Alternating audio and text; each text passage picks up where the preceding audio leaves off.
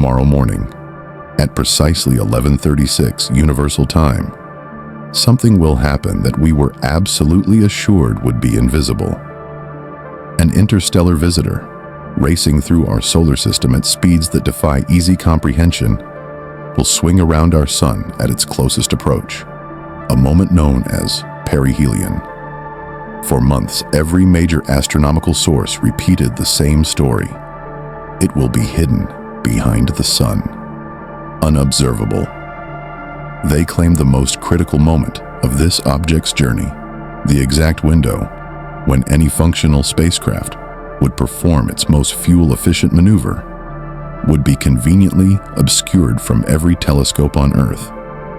But 4 days ago, on October 25th, an amateur astronomer changed everything.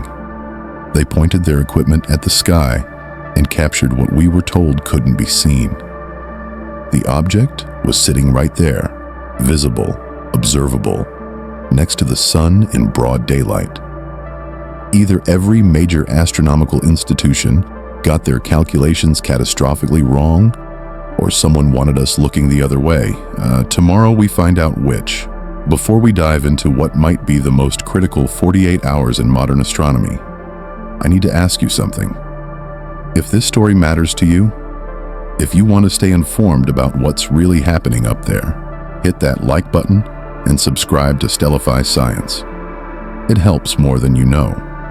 Let's begin with the lie. Since July, when 3I Atlas was first detected racing toward our inner solar system, the official narrative has been remarkably consistent. On October 29th, 2025, at 11:36 UTC, this interstellar visitor would reach perihelion, and on that exact date, we were told, it would be in solar conjunction, perfectly hidden behind our star, completely unobservable. The implication was crystal clear. Whatever happens during perihelion, whatever changes might occur in the object's trajectory, brightness, or behavior, would happen in darkness. Trust us, they seem to say. We'll tell you what we found when it emerges in November, but trust requires honesty. On October 25th, an amateur astronomy group operating under the name Earth Exists decided to check for themselves. What they published wasn't speculation, it was evidence. Actual telescope images, time-stamped and verified, showed 3I Atlas clearly visible in the constellation Virgo. Crucially, the sun was in the same frame. The object they told us would be hidden behind the sun was instead sitting next to it, separated by a measurable angular distance. Let that sink in. 4 days before perihelion, when every official source claimed the object would be sliding behind the sun and vanishing from view, amateurs captured it clearly visible alongside our star, not behind it. Not obscured, observable. Right there. The technical details matter here. Solar conjunction is defined by astronomers as an angular separation, the distance from the object to the sun's center in the sky, that is too small to overcome the sun's glare, usually 10 to 30 degrees. The amateur observation proved that 3I Atlas was still separated enough to be observed with specialized equipment, completely contradicting the narrative that the sun's glare would overwhelm it. This isn't a minor discrepancy. It's the difference between witnesses and darkness. The object's trajectory simply does not place it behind the sun. It places it near the sun, still at an observable angular separation. Why would they want us to believe it was unobservable? The most critical moment in this object's passage, the exact window when physics dictates any technological craft would perform Oberth maneuvers to maximize efficiency, happens to coincide with a period we were falsely told would have zero observation coverage from Earth. An Oberth maneuver, performed close to a massive gravity source like the sun, allows a spacecraft to execute major velocity changes using minimal fuel. That this critical window was masked by an illusory blackout suggests either a colossal calculation error or a convenient narrative to discourage looking. The Earth Exists group didn't stop at proving visibility.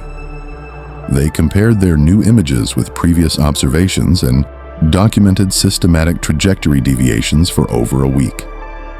Non-gravitational acceleration, position offsets from jet propulsion. Laboratory predictions reached 15.4 arc minutes.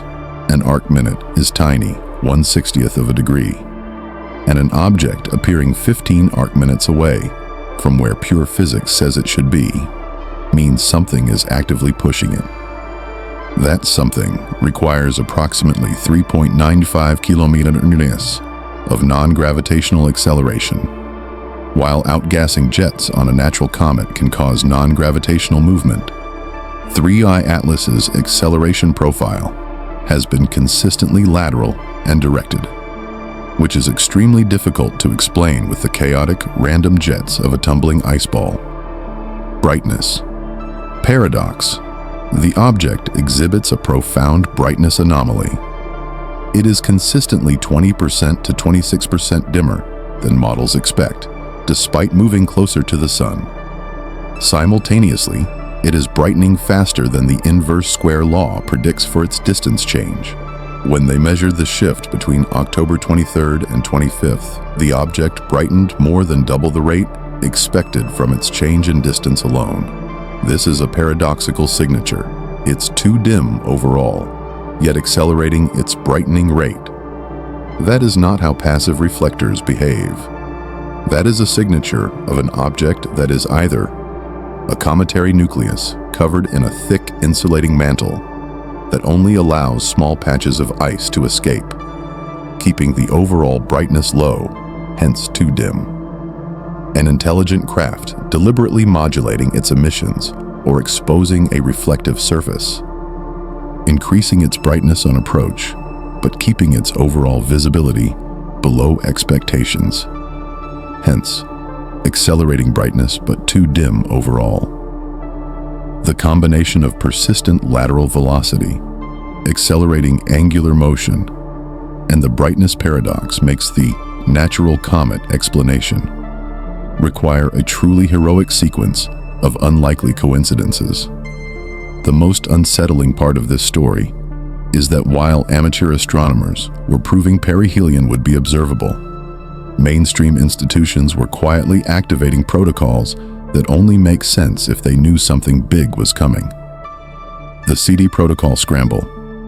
On October 16th, the Search for Extraterrestrial Intelligence Institute, SETI, quietly released revised post-detection protocols. These are the official procedures for what to do if we detect a signal or presence from extraterrestrial intelligence. They hadn't been updated in 15 years.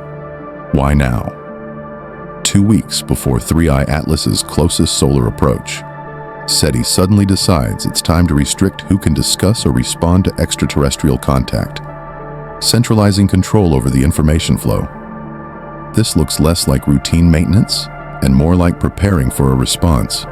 The Planetary Defense Flag.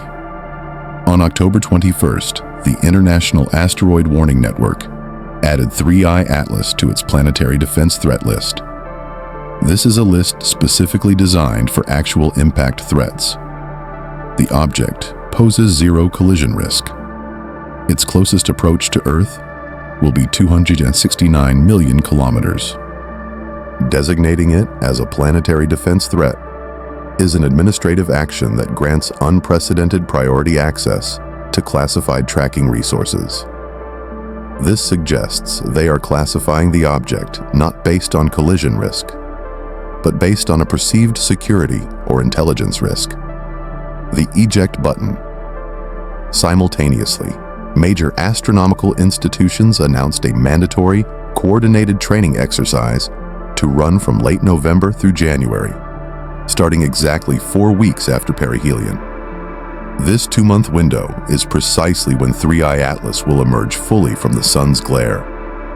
Are they training to process data from a natural comet, or preparing for an orchestrated announcement? A collective eject button on a closely guarded narrative?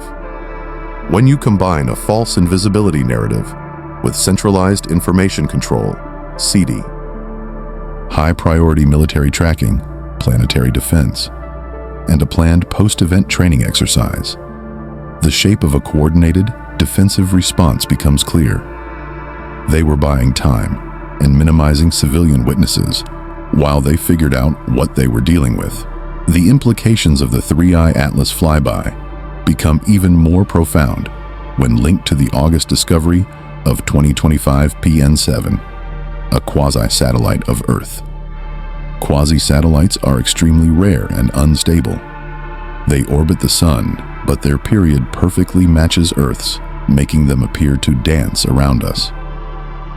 2025 PN7 has been in this configuration since the 1960s, the exact dawn of the space race. The prevailing, comfortable explanation, championed by Avi Loeb, is that it's the upper stage, Block L, of the failed Soviet Zond 1 Venus mission from 1964. But this requires an extraordinary sequence of failures. The rocket stage failing in exactly the right way to achieve a highly specific and rare orbital resonance that happens to match Earth's orbit. The orbital mechanics demand an almost custom-designed failure to produce such a useful outcome. The true test lies in spectroscopy. If it's the Block L stage, spectroscopy will reveal the unmistakable chemical signature of Cold War-era metals, titanium, aluminum, and stainless steel alloys. This signature, seen as specific absorption lines in reflected sunlight, would immediately solve the mystery.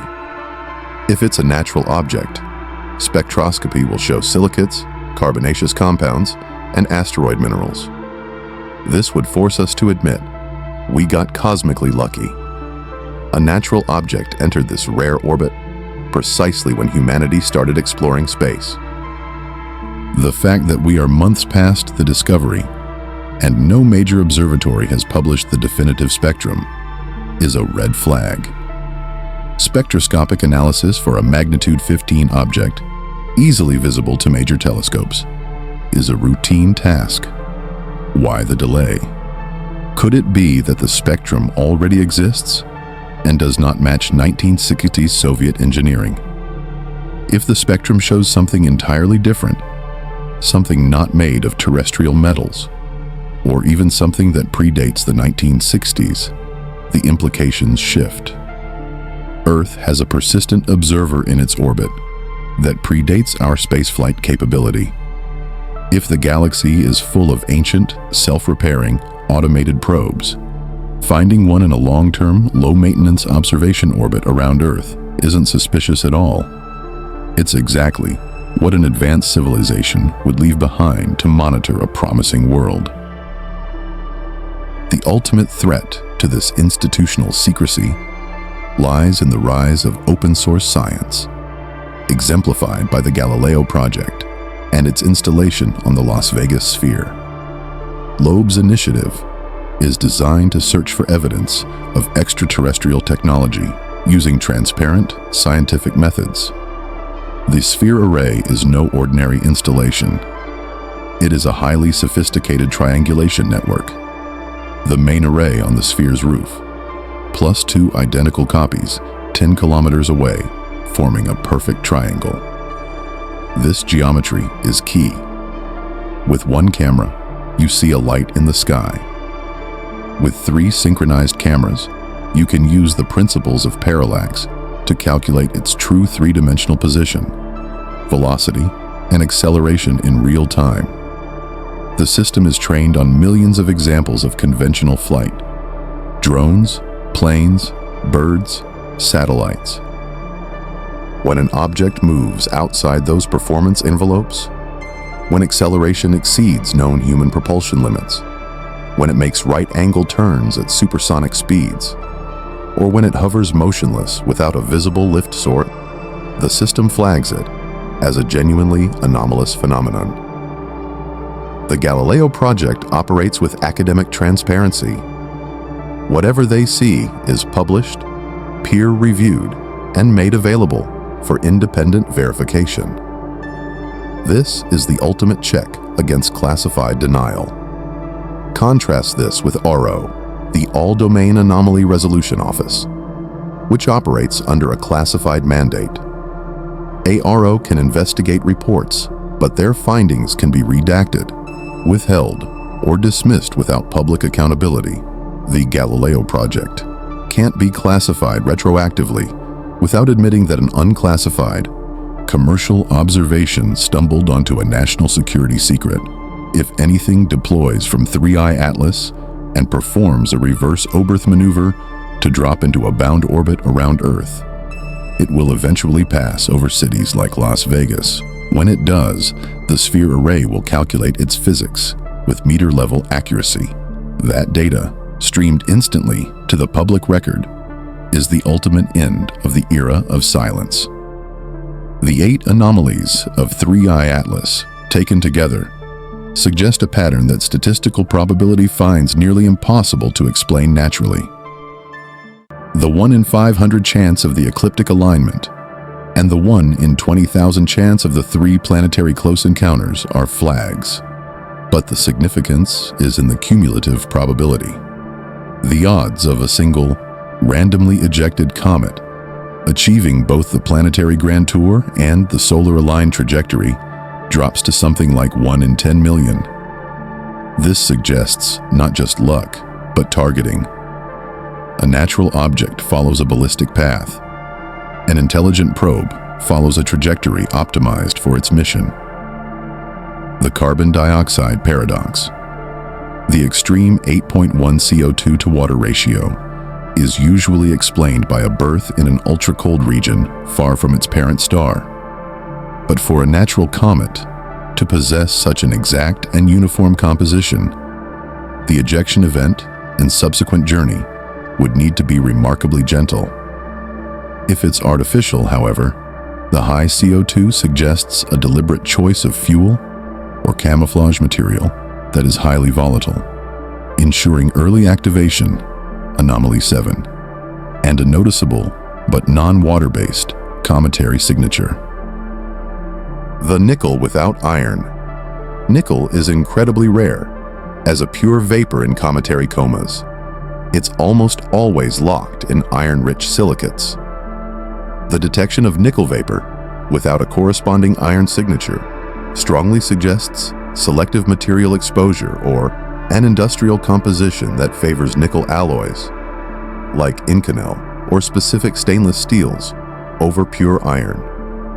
If this were a human-made spacecraft, the structural material would vaporize under intense solar heating to produce this exact signature. The velocity vector. Non-gravitational motion from outgassing is chaotic, like a series of weak, random rocket bursts from a tumbling object. The documented non-gravitational acceleration of 3i Atlas is too smooth, persistent, and laterally directed to be purely natural.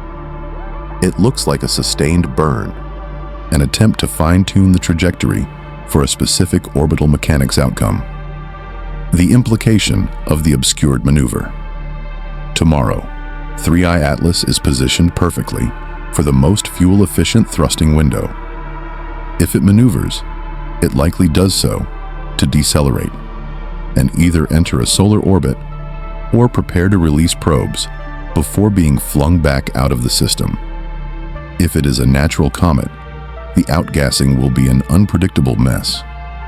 If it is a probe, the change in its velocity, post-perihelion, will be a calculated vector, betraying its purpose.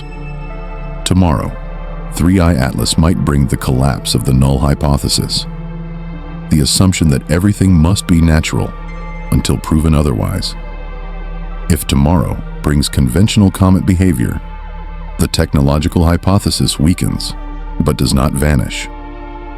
A sophisticated probe could easily be programmed to mimic natural behavior to avoid detection. But if it brings something unexpected, a sudden, non-gravitational course change, the appearance of small structured objects, a sudden, modulated radio signal, then the conversation shifts immediately from anomaly to evidence. The beauty of this situation is that we don't need to convince anyone of anything beforehand. We just need to watch and measure. The universe will continue to reveal itself, layer by layer, mystery by mystery. We have a solid 6 months of unprecedented observation ahead of us. November 2025. The JUICE probe provides close-up data as the object emerges from the sun's glare. December 2025. The object is fully visible in dark skies for the amateur and professional community to conduct intensive, long-duration tracking and spectroscopy. March 2026. The Juno probe, already in Jupiter orbit, uses its radio instrument to listen for any organized, non-natural signals. The ultimate check for a technological presence. The next 6 months will tell us a lot. Not just about 3i Atlas, but about how common interstellar visitors are, and what fraction might be technological versus natural. If the number of anomalous visitors continues to rise, if the statistical signature of design emerges from the chaos, then our philosophical assumptions about being alone in the cosmos will shatter. The government, with its institutional secrecy and classified data, cannot stop this. The truth will emerge through observation, analysis, and the power of distributed, open-source science. Tomorrow, we will watch. The universe is about to tell us something important. We just need to be brave enough to listen. If you want to be part of the community that refuses to look away when they tell us there's nothing to see, make sure you're subscribed to Stellify Science right now. We will be following every development of this story, no matter where it leads. Stay curious. I'll see you tomorrow.